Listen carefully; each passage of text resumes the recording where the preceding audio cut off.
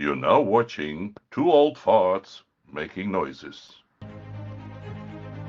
Welcome to Canadian Art Today with your host, Paul Constable.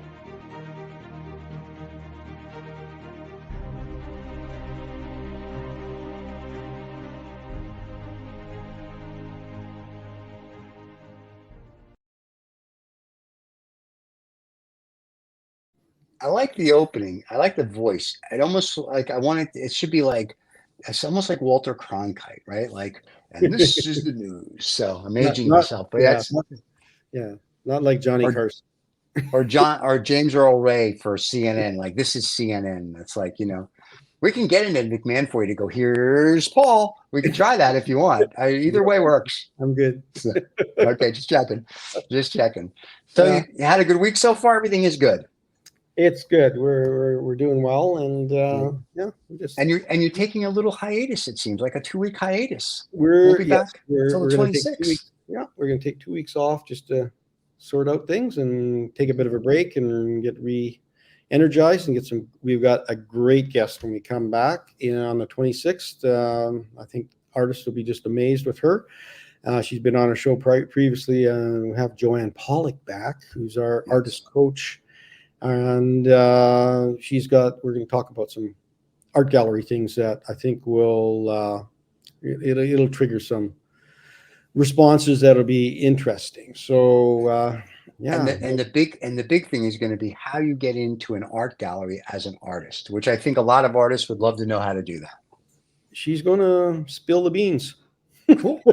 We like the people Yes, that we spill can. the beans. But Yeah, today we have a gentleman who's like a farrier.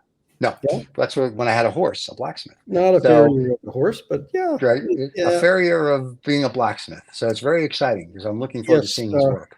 We have Craig Campbell, who is a blacksmith, and I'll, uh, I'll read a little statement that his wife wrote for him. Uh, you create because you have to create. You like to feel the metal. You like the potential in the metal. You simply your simplicity in your designs because the metal itself has something to say. You like the noise, the smells, the fire, the weight of what you do, and you like to open the doors and let people wander through. So that is kind of how his wife described why he likes blacksmithing. And it's Cool. actually a huge revival since the 70s, and it started Okay. in the States. And this now has become it's decorative work and it's finer artisan types of work. You're not just making horseshoes. Right, right. So I've always been enthralled by him, and so I just want to talk to him about his work and how he got Very into this cool. thing. And I think this will amaze a lot of people. Like he's just I will say I've looked at his piece. It's phenomenal. Like if you are a collector, you should be getting his stuff. most of these So things are sold, but you can always queue up and get him motivated again. So it's there you go. yeah, he's got a wealth of knowledge. Cool. Well, let's bring in Mr. Campbell. Here we go. And there he is. There he is. And I'm going to let you two talk about art instead of me just going, look, it's pretty. So have a great show, guys, and we'll speak to you all later. Okay, thanks, Steve. Well, good morning. Morning, Welcome morning. Yeah, no, it's good. So you got your iron, you got your hammer near you or anything, or you're sitting in No, another building. I'm out of context today, Paul. I normally I'd like to do this from my workshop, but I'm helping my mother, and I'm 4 hours from where my hammer sits. Yeah, well, we all go through that, but Yeah. we have memories about what we've done, and you can past works, and we have a great show here. Talk about some of your work, and so I think in the beginning here, we're just where do you start as a blacksmith? I mean, this is not a thing where you start all of a sudden at the age of 7. You've been doing that on the sideline with mom and dad on the table in the kitchen or anything. Where did blacksmithing come in your life here? Like, where did it My start? life personally, my life had a little bit of a twisty start. I was operating heavy equipment in northern rock quarries, and I was driving truck a little bit in the prairies. I was painting houses out in Vancouver on the West Coast. And then at age 30, I thought I should go to university. So I was in university. So this is the first time I'm inside at a desk making paper. And it just left something empty inside me. So I was looking for a hobby, and I tried wood, I tried skydiving, I tried rock masonry, and then this blacksmithing class, a weekend introduction to blacksmithing class at our Western Development Museum in Saskatchewan. And that one stuck. And it stuck for several reasons. Fire is cool. What you can do with hot steel over the anvil is incredibly exciting. And the community that it gave me was absolutely incredible. So this warm, welcoming community here in Saskatchewan, and I joined the local group right away. But beyond that, if I can go back a little in history, you mentioned the revival of blacksmithing starting in the US, and you're correct. It was in the early 70s. And the first meeting of the Artist Blacksmith Association of North America was in Lumpkin, Georgia, and right around, I think it was 74, 76. I've lost the date in my memory. But this group decided they had a hard time learning blacksmithing because the trade was almost gone. Right. And so what they learned, they promised to always share. And so we have this worldwide revival of blacksmithing that's happened as an art form more than a trade. And everybody carries that mantra of sharing with them. And so I can walk into a shop unannounced in England or New Zealand or Italy, and I've done all that, and be welcomed in and have a tour, and I've arranged my own journeyman program as the Europeans do, and I've worked in some of those countries a little bit, and everybody is open and welcoming. So that's so does that lead into some collaborative works that you've been doing and different things as well? The collaborative work, that was a really special invitation that started, and here in Saskatchewan we have the Emma International Art Collaboration. And it was running for a few years before me. It was started by some wood guys, and they expanded it to some metal and then all other mediums. It's quite a treat. You go for 6 days. You're sequestered in the forest with full equipment and lots of materials, and 100 people from around the globe doing all kinds of different work. And the only guideline is collaborate with people. Yeah. So the work that comes out at the end of 6 days, long days, long nights in the morning, can be exquisite and something you could never come up with on your own. Yeah, you bring all those habits and learning from all those different countries that are influenced by their own specific influences. Absolutely. And you bring that, you're right, you start sharing different metals and how they're integrated with other pieces. And yeah, for sure. So you get all the metal. In that group, we have under metal, we have fabrication, and we have blacksmithing, and we have jewelry. And in wood, you have turners and furniture makers and carvers, and then we have jewelry and textiles and paint and ceramics and glass. And so what can you make with that stuff? And 100 experts. I'm going to get Stephen to click on our first image here, and we'll just we'll get into. There we go. Thanks, Steve. So you're talking about this integration of metals and woods, and this is a perfect piece. This little Bradshaw Table Legs, as you named it. And can you tell us a little bit about this piece? I love this piece, and I'm going, okay, this is cool. Did Craig did you do the woodwork as well and the whole thing, or do you work collaborative with somebody, or how did that one come about? Wood was brought to me. Client, and you know her, painter Kathy brought this piece of wood to me, and she said, "I love this piece of wood, Craig, and I would like some legs under it." And my style of work is on the heavy side. I mean, that's those legs are 1.5 square bar they started as. So, and then what I did to them. I don't know. Want to know all that, Paul? The process, or just want to talk about the aesthetics of it today? You talk whatever you want. We're Oh, good. I love just looking at the work. I think people look at that and say, that's an amazing piece of work. I mean, they're not just four legs, right? Yeah. You've got, there's an artistic edge about that. So I love to talk about the aesthetics of it as well. Sure. Tell me a little bit. Well, we won't get too much into process today, but each of those legs started as an 1.5 inch square bar. It's, 40, 45 mil square.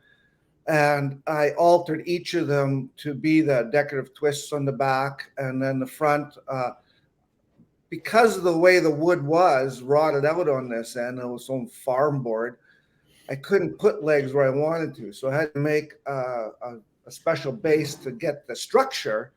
That's and right. then that allowed me to do the single leg with the split on the bottom and the center rivets that hold those two sections together. So a lot of your work doesn't involve welding, correct? You're actually manipulating the metal. You make a hole by punching, for instance, in hot metal, and you create those holes that way rather than a drill. Sometimes, maybe more so, use a drill now, but splitting, like you said, you've got 1 inch bar, and do you split the bar? Is that how you do it, and then make like those legs come out that way from that single bar? Techniques, yeah. So that front leg is actually 3 pieces plus 2 rivets. Yeah. And so I've done for the rivets, I've split and drifted the hole to the size I want. Probably those are 1 inch holes, if I can remember correctly, through an 1.5 inch bar. But when we split and drift, or slot punch and drift, just makes a bigger hole. But we end up splitting a hole, if you can, like this, with a sharp chisel through hot steel, and then I drift it open, and we get this wonderful central swell where the hole is. So it's stock displacement, not stock removal. So I can put a 2 inch hole through a 1 inch bar and lose 0 mass of steel. Exactly. Like where drilling, you'd actually remove that out and then it'd be gone. Yeah. Yeah, it'd be gone. So I get a more aesthetically pleasing, and I maintain all my strength. Yeah, and you've got the weight too. You get to keep the weight, that heavy side. And I've noticed that in your work, it has volume. Yet there's, as we go through your work here, there's some. It's the thing about scale. A lot of stuff what we do, especially in your work, I see that we talk about the scale of things, right? And I like the symmetry. You work a lot with those two types of things, and I love this wood bin. This is amazing for outdoor fire pit. I guess it would be for. These are done for a client, correct? Yeah, this was a commission piece. I'd made one a little bit different. It was a cat of 6 tails kind of thing. The tops were different, and it was sold. It was a commission as well. And then the client for this, who was a very good client, he probably spent $40,000-$50,000 with me over a period of 5 years.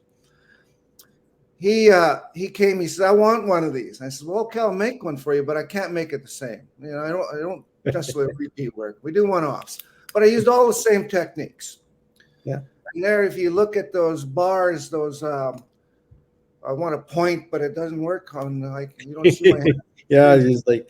Yeah. But you can see those crossbars, the top crossbars. The ones that hold the 3 bars together, the ones that hold the vertical. You can see that swell through there. Yeah, you can see that where the bar has been put through horizontally through those 3 3 uprights. Yeah, I'll call that as much. So that's our mortise and tenon work. Yeah, beautiful. Yeah, and it aesthetically pleasing and structurally strong. Like really beautiful piece there. Yeah, and the coils, I don't like sharp, pointy things on things, but so it does resolve the problem of poking your eye out or something when you go get some wood. But it has a really nice feel though. Those curved tails, but the symmetry in this piece is lovely. It's a nice piece, Craig. Really nice. And with the wood laying in it, it brings it back, that organic feel, right? So yet the metals are organic in the way they look, like they're representing, because they're not just straight bars, straight up and down. So it becomes a functional piece that has aesthetic value, and that's really what I like about a lot of your pieces that are like that. And this has OH&S written all over it, but boy, do I love it. It certainly does, doesn't it? Yeah, I It's a love this piece. private commission, and there's a handrail on the other wall. Well, that's good to know. Yeah. We physically didn't need a handrail. We needed a screen. Ah, right. Otherwise, grandma would be hung up on the Match fluted. there's the code 4-inch or 100-millimeter sphere can't pass through anywhere, and this does not qualify. Yeah. But it's a private home, and that's what they requested. And he plays with the symphony. Oh, And cool. so Yeah. we went with trumpet flowers. Yeah. Yeah. Yeah. So that was he wanted something instrument and organic, and I went through a lot of experimentation to make this piece. But those flowers are actually schedule 40-inch and a half pipe that I forged down on the bottom and out on the top, and welded them onto those half-inch bars. Yeah. Lots of strength in it. Yeah. It weighs a few pounds. Yeah, Sure. it does. It does Yeah. indeed. But it has that nice green feel about it. You know, a little bit, yet you can see through it. And I like the influences that if he's a musician or in the symphony, that it does reflect his life. So it's a really nice response piece when you look at that. Beautiful, beautiful piece. So we're sort of mass producing the fluted flowers, right? So how does that go with yourself? How do you get it so they're different, but they have a similarity to it when you're doing multiples, right? Well, work by hand can never be identical. Yeah.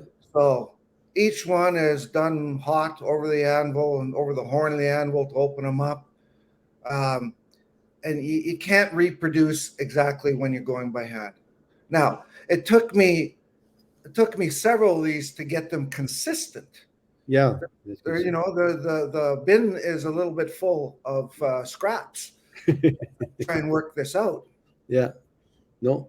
And that's the thing about doing unique pieces. They're the one-offs, right? So you don't do one of these for somebody else that in that exact same way.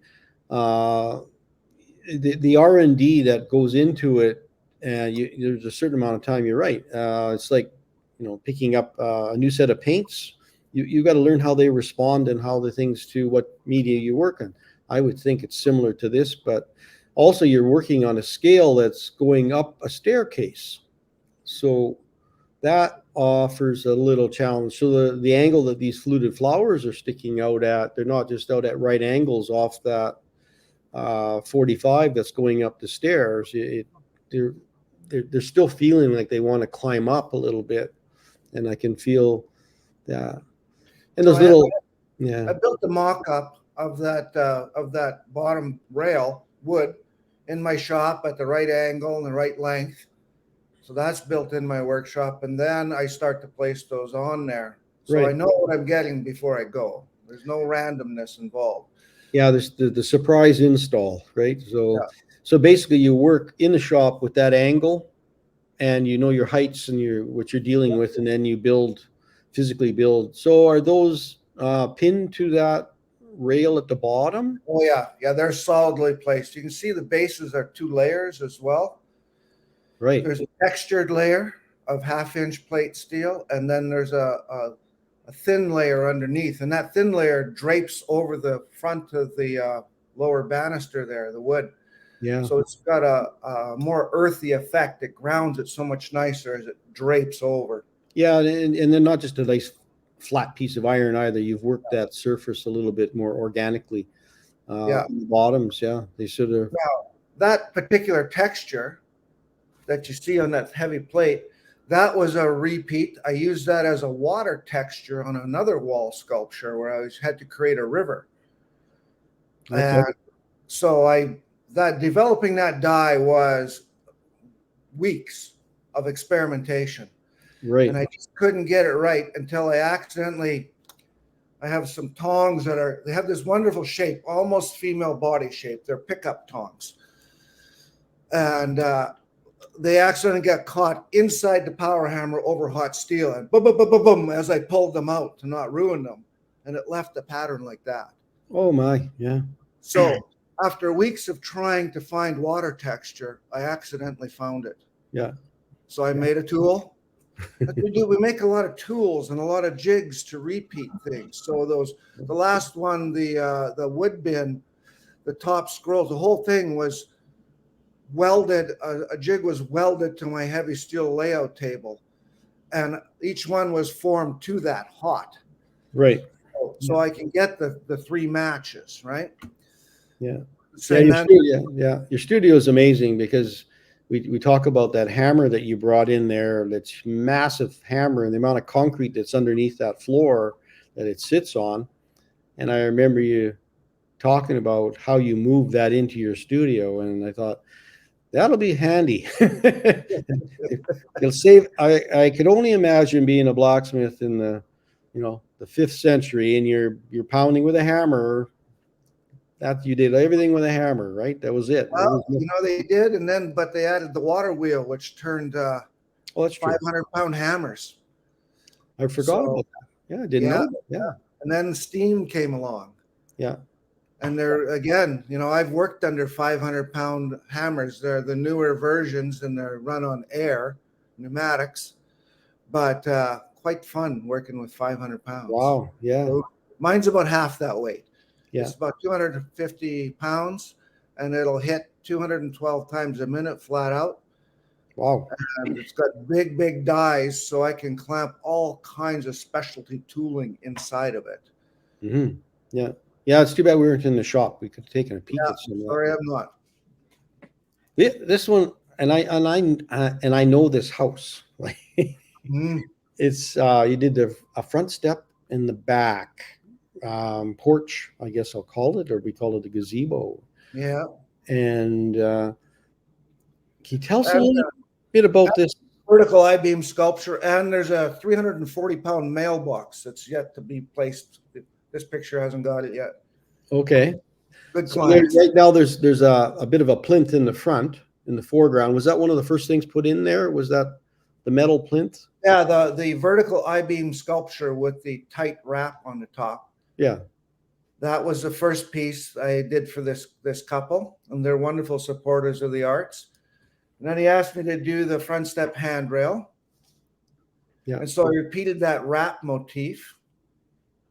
You can see it on an I-beam and wrap. So I love the name. It's the fan shape.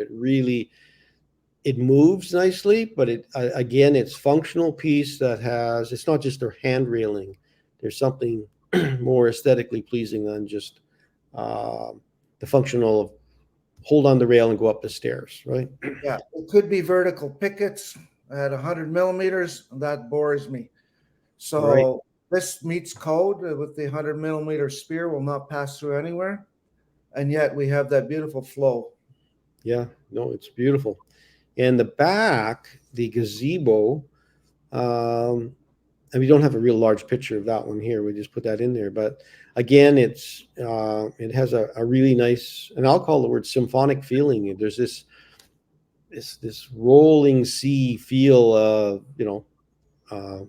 paisley type images that are embedded into those nice little fan type shapes. Like it kind of, they're different, but they bring the back and the front together between the two entries, right? They're in the functionality of the rolled roof on the top, for a porch that you can actually, again, functionally, you're sitting there and it's aesthetically pleasing. And they're lovely. Just don't put your tongue on them in the wintertime. That's all I say. Not in Canada. Not in Canada. Yeah, you'll be stuck there for a while. But I do love the piece. They're just great pieces. We're going through a bunch of these because I love the textures that you can make, and they're functional. This is a nice little handrail in 4th Avenue. I guess it's a Vision Center handrail. So he needed a handrail to make code. Because he got 2 steps down in his where he sells eyeglasses. Right. So he came to me, and he's a woodworker, so he did the cherry wood top. Nice. I created the bottom for him. Yeah, these nice little spoon shapes, that motif. So when you put in the letter on the end here, like is that the letter F? Is that would be Letter F for 4th Avenue. Yes, and it's his logo on his business cards. Oh, cool. Yeah. So I didn't make the F. I had to take that and have it laser cut or hydrojet cut with water, because it's just, that's fine work. I would have been filing for weeks. But, I do use outside services, so hydrojet cutting is fantastic for this fine work. Yeah. Yeah. And then the spoon shapes you mentioned, that starts as 3/4 inch round bar, about 19 mil, and it's then flattened to 5/8 or 15 mil with rounded edges. Nice. Yeah. And I dish those out under my big power hammer in a special die that I created. Yeah. No, they have a really nice feel. Cupped. There's a really nice cup feeling about those pieces, and it's good to hear that you use outsourcing too, because I think that's legit. I mean, you have to give the finest product you can to your customer that meets what they want, but also yourself. Like you said, there's things you can do with what you have to do, but it's time as well. And like you said, that lettering it's a great outsource idea, and to have the resources to use, that's great. And the collaborative aspect with the wood top, you say my job's metal. Yes, I could put a metal top on there, but the client wants some wood. It carries nicely with their office as well. So, Does indeed, yeah. Yeah. So again, it's aesthetically pleasing, but it's a really functional piece. But what I like about it though, Craig, is eyeglasses are round. They have that feeling without being eyeglasses. If it was just straight bar, you can buy it off the shelf. Like there's a real reason why you use an artisan to help you. This gives value. And I try to tell people that a customer walks in there, glasses aren't cheap. I mean, you're really looking at an investment in yourself.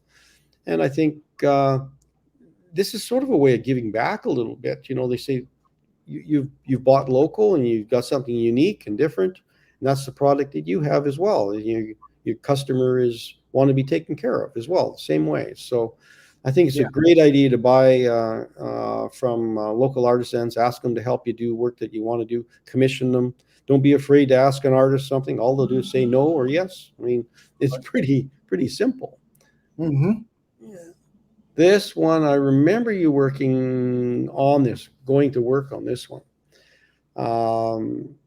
This one means something to you, I think, a little bit, does it not? It does. This is in the town I'm visiting my mother at right now, my hometown. And they built a new medical clinic. It's hard to get doctors into rural Saskatchewan. So the town organized and fundraised $1.8 million of private dollars, no government money here. Built a fully equipped and fully staffed medical clinic. All you had to do was bring in a doctor. So we get a lot of doctors from South Africa, Iran, a lot of different places around the world. And they like to come here. It's easy to get a doctor to come here because they walk into fully equipped. Most doctors have to pay their setup and hire staff. It's in place here. So how do you honor those people that donated money? And they wanted something on this wall. And sadly, art was the last consideration. So the wall wasn't ideal to work with. If we looked up 18 feet, you'd see cumulus clouds floating up there. But the walls are funny shape, and there's an overhang there. And sadly, but I got in during the construction phase, and I got them to double sheet that wall with plywood, and we hung 1,500 pounds, 700 kilos of steel on that wall. Wow. And there's that river water texture. So my hometown is in the Assiniboine River Valley. So it represents the river flowing through the valley, and the rectangle pieces represent crop blowing in the wind. Very simplified texture. Yeah. No, it's a donors. The bigger the piece of crop you had, the bigger the land, that was the related to your contribution in dollars. Nice. So it wasn't a gold, silver, bronze, and the gold people, the big donors didn't get on the high spot. You can see big sections of cropland all over the map. And if you donated $5,000, that was the minimum donation to get a piece of land in your name, water jet cut again through there. Yeah. You could be on the top, the bottom, the middle, wherever it is. So I really liked that way of thanking people. Yeah. No, it's and the wall thing is quite a common practice, whether you buy a brick or a stone or things like that. But it's a very unique piece, custom built piece, which a lot of times you just go to those trophy places and they make a little brass little plate and they stick it on the wall. And at a certain point, that's still acceptable. But I think I like integrating the people that only had $5,000 with the other people that had larger sums and on an equal footing a little bit, and you put them in that. But it's a nice legacy piece. It's a beautiful, and you know what? There's nothing color popping off the page where red is dominant over here or something and drawing attention. This has a nice, there's just a nice feel about it, a nice flow. Yeah. And it's like you said, it's a complicated thing to build something for a wall that you've been given in an awkward space, right? And you want to make something functional of that. But I think it was a good challenge, and I think it was a good answer for it. I think it still really pleased every time I walk into that building and I can touch it. It's still a thrill. Well, that's the nice. I've never worked to the wall before. That was new. How do you hang 1,500 pounds of steel on a wall and make it pretty? Yeah. Yes. Yeah. And this was about, just for the audience, this was about 500 hours of work. Oh, I'm sure. Yeah. Yeah. But what's nice about it is you can touch it. You know, there's no fingerprinting either. The fingerprints don't really show up on it. No, I mean, you can. Has to be tested once in a while. Yeah. No, it's, so has anybody done any, and I'll call it in the day, it was called a brass rubbing. Have they done any brass rubbings on that wall? Not on this wall, no. So but do you know the process of doing that? I think I know where you're going, and I have two ideas in my head. So go ahead, you start. Well, in a brass rubbing, normally you could go through the churches and that, and mostly it was in Europe, and they would give you a black piece of fairly tough paper with a piece of it's kind of a wax, kind of a crayon. You put it over top, and then you gently rub the back, and the texture that it's laid over top of, like it's like a would relief and come back and show up on your little black piece of paper in either silver or gold. They normally had kind of like those colors. Those could be framed and you could take them home. And this is a great idea that might work for something like that, you know, where people say, how can I get a piece of that back in my house? Like, that was my donation wall that my dad donated something to. How could I have a piece of that? And I said, well, the community center could officiate some kind of rubbing that would be kind of cool. It would be kind of a cool idea.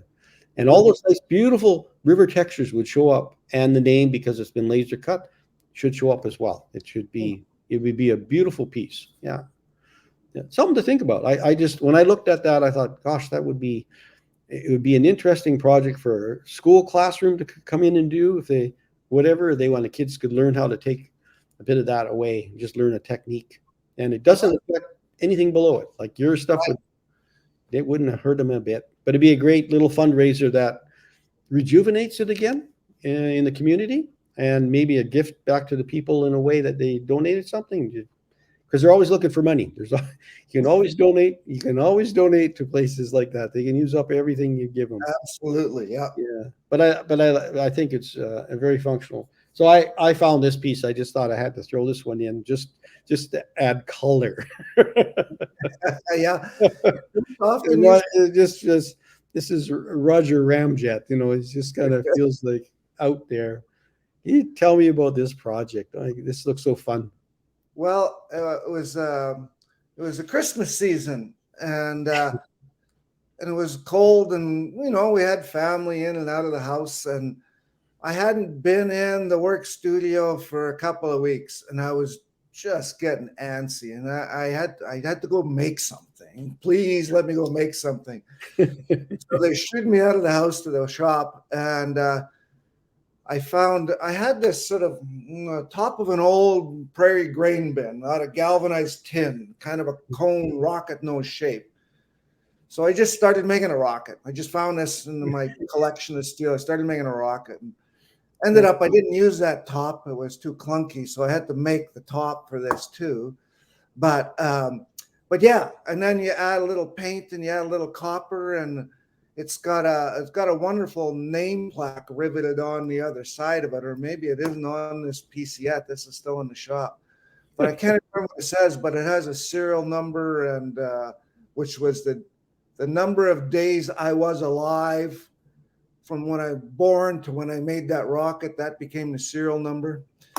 I had a whole bunch of fun with it. It was just delightful. Still in my yard. I was not for sale. Yeah, I think artists have to have that. You have to do off the one-offs that, like you said, you blow steam with it, or you a different kind of creativity, because you're not really worrying about hammer marks and textures. This one is so pie in the sky, funny and fun, like kid fun. Like I love this. It just, you want to be a part of this project, right? You want that in your yard. You want that. Yeah. Well, so many times you see these little rockets in the mall that kids would want to ride, right? They put a quarter in and there'd be the rocket ride, right? And it's just the little thing goes like that. But it feels very, I don't know. And I like, is that the angle that it is at? Yeah, it's got a very heavy steel base, and that it moves. So if the wind, or you just touch it and it bounces like this, ready for takeoff. Yeah. So we had movement to it as well. No, I just love it. I remember seeing this a while ago, but I thought, oh, I think I have to talk about this a little bit. And there's your shop in the background a little bit. A little bit of the shop, yeah. And you can see clamps in the back, and there's a blacksmith's post vise right in the bottom left corner. But yeah, no hammers in that picture, sadly. Yeah, I think it's over to the one side a little bit, I think. But also, there's no blacksmithing on this, no forged ironwork. This is all cold work, fabricated. So how do you attach that, the cap on the top of that? Was it pinned in somehow, or it's welded on? But to make the cap, you have to cut about 2/3 of a circle. And you, under my hydraulic press, I built a set of dies, a brake that would just bend a little, and if you bend it at the right angle, it comes around and forms a cone, and you weld it. Tinsmithing tricks. Yeah. And the cylinder exists. So do you use some reclaimed materials when you work in your stuff? Yeah, quite a bit of reclaimed. We used to be able to go pick at the metal scrapyard. Safety regulations don't allow that, but we used to haul truckloads of steel out of there for 25 cents a pound, Yeah. And all my I-beam pretty much comes out of there. I-beam is a favorite form of mine, and it repeats often in my work. Yeah. When you can get it at a scrap price, you're saving money, but also you're stuck with something that might not be quite right, or it might inspire something. If you've got a found object that inspires. There's people who do found metal artwork way better than I do. In fact, I give them a lot of my test pieces, samples, failures, and they come back as the most incredible creatures and designs.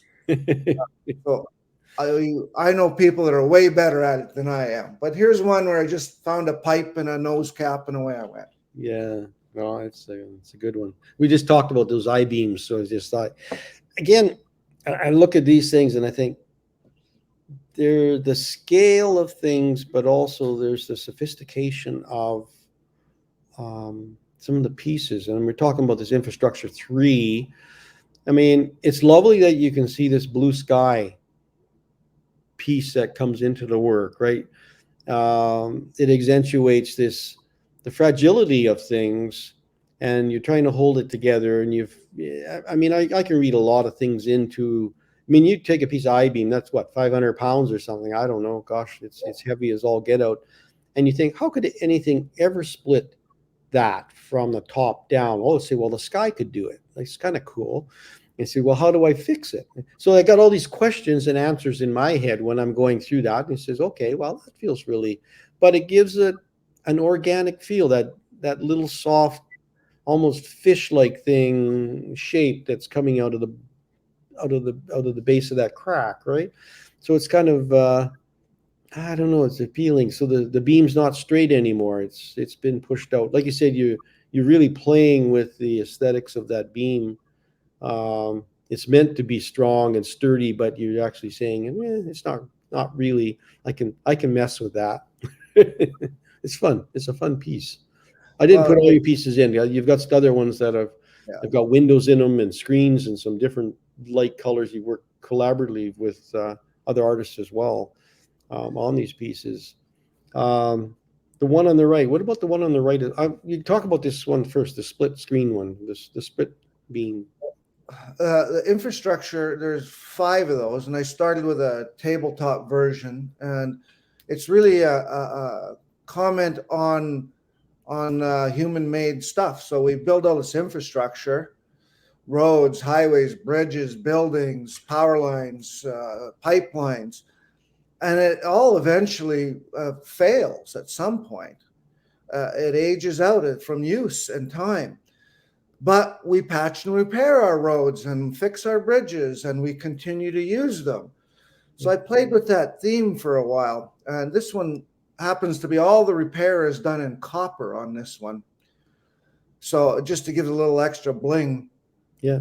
But I've done them in all steel, all copper. I've done them tabletop size, and I've done them twice this size. Right. So the one on the wrap, I guess the other similar kind of concept a little bit. Is it that? I guess I find you get this beam and you said there's no way you could squeeze that beam, and you kind of look at it and you say, well, they've got this coil that's holding it all together again, right?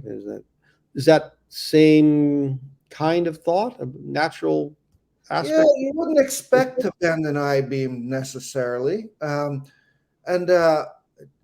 or wrap a 1-inch diameter 25 mil bar that many times around it. So I've done a number of these in different scales. Yeah. And but not anything. I don't have a real special origin story on these wrap beams. I just really enjoyed making them, and it lets people puzzle a little bit over them.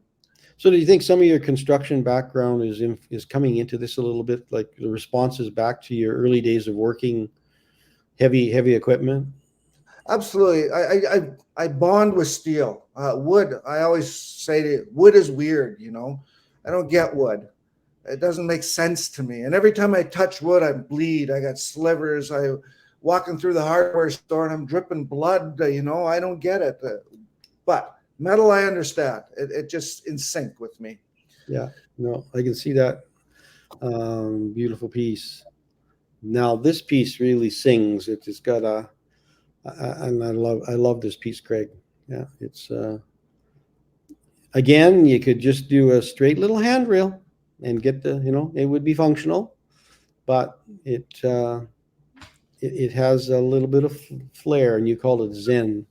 And I like. Can you tell us a little bit about where this is and what this is about? This one. This is Saskatchewan for a private client, and they were aging in place in their home, and they weren't quite needing the handrail yet, but their friends, their guests coming over were needing a handrail, and the house didn't have one. And they knew that they would need one in a few years. So they said, make me a handrail, Craig. So I sketched this, and then again, that's 1.5 inch square bar with mortise holes into the wall and tapered up to a nice, still strength on the end, but enough of a small handrail. It just fades out when you get to the end and the ends. Something that all the ends of my bars have. They either taper to a scroll, finer, or they get upset. So you get shorter and fatter, where you upset, hammer the material back into itself. You'll see that on all the feet that I do, and on both ends of this handrail, where it's got a little flare, a bump up in size. Right. Well, you know you're at the end, even if you don't have vision, right? Yeah. Yeah. What I like about this, it didn't attach to the step, and so many people take a railing and they just want to stick it on the step, right? Yeah, And, absolutely. We looked at the Fourth Avenue Vision one. It made sense. It was in the middle of the stairs that had to be mounted there. But this one, all to the wall. yeah, no, and And it's all we can't zoom in very well, but I made screws. So a standard slot-headed screw, the old flat screwdriver, but that's 2-inch round bar that we lathed screws out of, and I ground out the slot in it. So it was like you just put a big screwdriver on it. So it's got that kind of old. I think I saw that, but I never did the inset. If I would have, I guess I should have. We should have talked about this a bit sooner. I said I could have put the blow up of that screw head, and it would have been kind of cool. Anyway, people can go on his website, on Craig's website, and you can see all the great stuff that he's been doing. And I think we got one more. There we go. I think I've seen this piece at a show once, I think somewhere, but this one has again, a very organic floral feeling about it. I feel like I'm in a garden, a fantasial garden of some kind. And it's a lovely piece.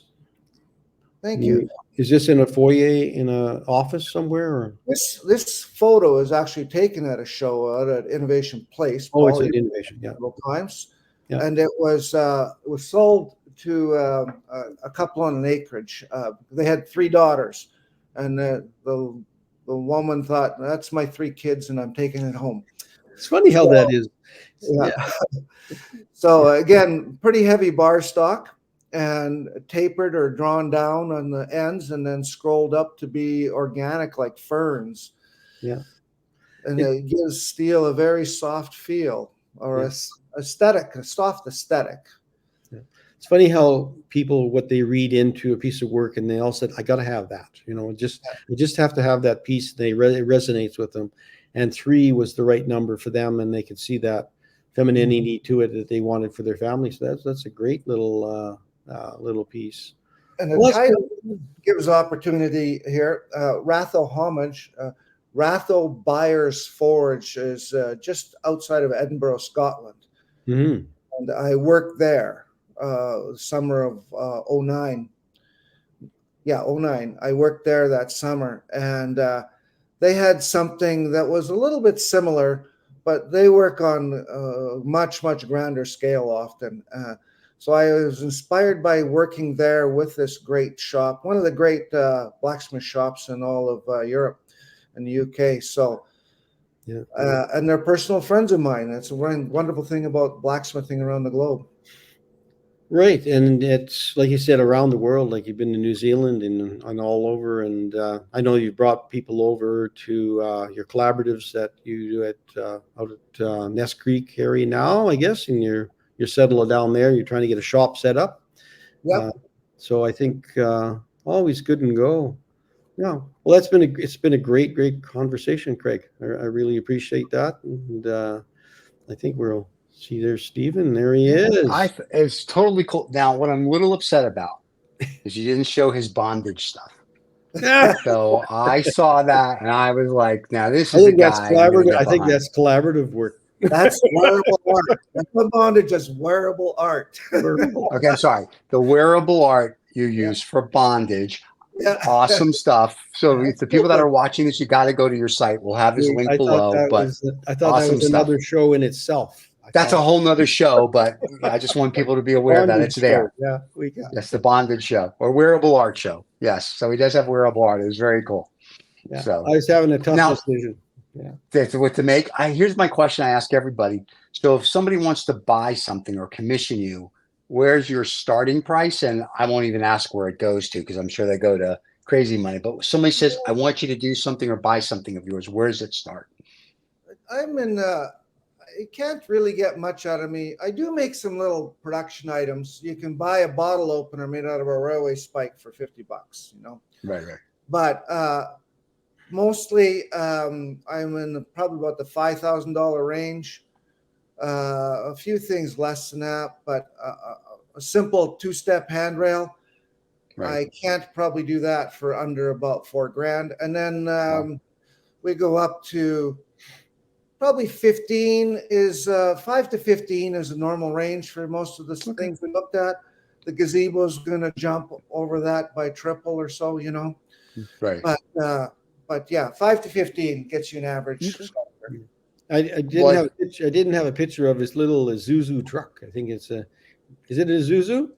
Yeah, it's an Isuzu Elf. It's got the lift on it, and it's just Got a crane, it's funny little truck. Japanese truck, 2-ton chassis. Yeah, it's funny. Very cool. Well, no, but I figured it's good because somebody watching, like a musician, because you did this staircase full of trumpets. If I'm a musician, I'm like, I want a staircase full of guitars, or I want a staircase, whatever, drums.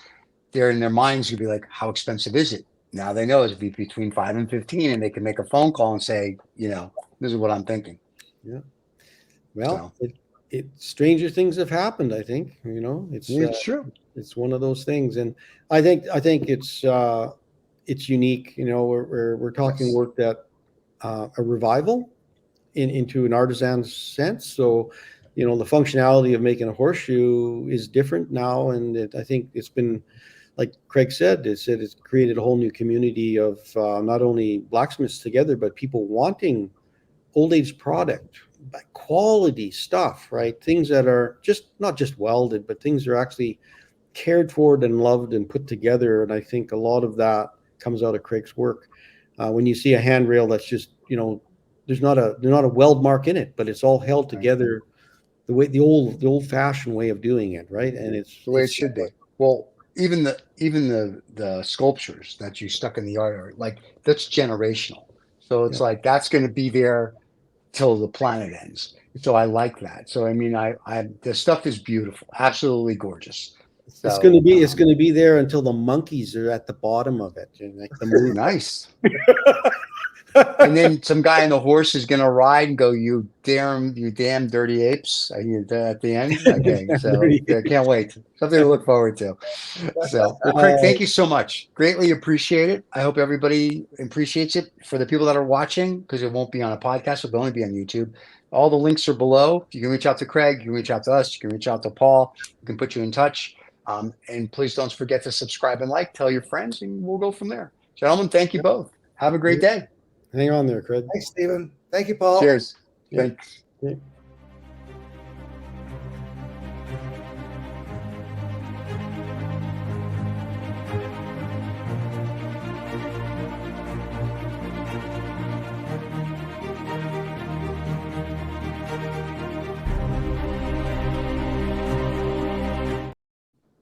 And that was it, gentlemen. Good show. I think so. I had a good little conversation, but we do have to. Maybe we have to have a wearable show. That would be cool. Have a couple artists on, and we'll have a wearable show. And I think Craig, you just missed it. It was on this past weekend or last week. Yeah, Saskatchewan Wearable Art Gala swag. Wow. Yeah, just cod, all the cod pieces, right? Yeah. I didn't know what a cod piece was till I got invited to this show, right?